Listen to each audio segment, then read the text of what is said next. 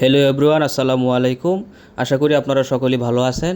আপনারা যারা দেশ এবং দেশের বাইরে থেকে আমার এই ভিডিওটি দেখছেন, আপনাদের সকলকে জানাই আন্তরিক শুভেচ্ছা ও অভিনন্দন। আজকে আপনাদের সাথে আলোচনা করব আপনারা কিভাবে অরিজিনাল থাই পাঙ্গাস মাছ চাষ করবেন। তো আপনারা যারা অরিজিনাল থাই পাঙ্গাস মাছ চাষ করতে চান, তারা আমার ভিডিওটি ধৈর্য সহকারে দেখবেন। সুপ্রিয় ভিউয়ার্স, আমাদের দেশে মাছ চাষ একটি জনপ্রিয় ব্যবসা, তাই থাই পাঙ্গাস মাছ বর্তমানে সবচেয়ে লাভজনক মাছে পরিণত হয়েছে।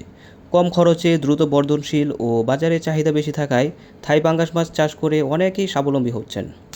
অরিজিনাল থাই পাঙ্গাস মাছ চাষ করার জন্য সর্বপ্রথম পুকুর নির্বাচন করতে হবে। থাই পাঙ্গাস মাছ চাষের জন্য মাঝারি আকারের গভীর পুকুর বেছে নিতে হবে। পানির গভীরতা সাধারণত 6 থেকে 8 ফুট হলে সবচেয়ে ভালো হয়। পুকুরে চাষ শুরু করার আগে পুকুরে চুন, জৈব সার এবং প্রয়োজনীয় ওষুধ দিয়ে পানি ও পরিবেশ প্রস্তুত করতে হবে, যাতে করে পুকুরের পানিতে প্লাঙ্কটন তৈরি হবে এবং পুকুরের মাছ প্রাকৃতিকভাবে খাবার পেতে পারবে। তো সুপ্রিয় ভিউয়ার্স, আমরা সবসময় একটা কথা বলি যে মাছ চাষে লাভবান হতে হলে অবশ্যই পোনা নির্বাচন অত্যন্ত গুরুত্বপূর্ণ। কারণ পোনা যদি অরিজিনাল না হয় তাহলে মাছ চাষ করে আপনি লাভবান হতে পারবেন না। তাই মাছ চাষে লাভবান হতে হলে অবশ্যই আপনাকে সঠিক এবং স্বাস্থ্যবান, সক্রিয় ও রোগমুক্ত পোনা নির্বাচন করতে হবে।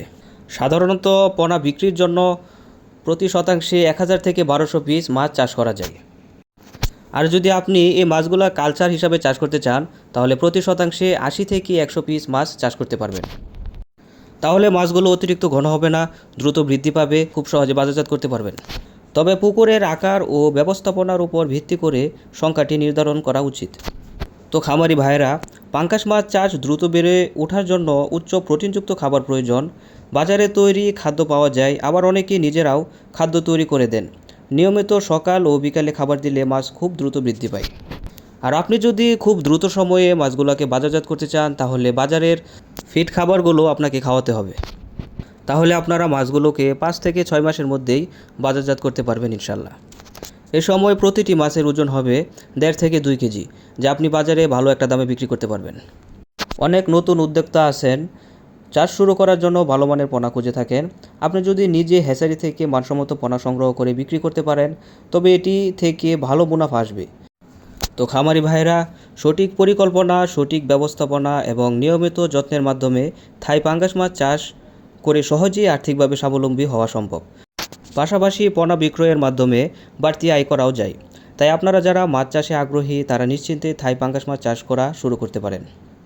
তো সম্মানিত ভিউয়ার্স, আপনারা যারা বেকার রয়েছেন, বেকার না থেকে আজই মাছ চাষ শুরু করুন, অধিক টাকা আয় করুন। তো আজকের মতো ভিডিওটা এখানেই শেষ করছি। ভিডিওটি যদি আপনার ভালো লাগে তাহলে একটা লাইক দিন, কমেন্টে জানিয়ে দিন আপনার মূল্যবান মতামত।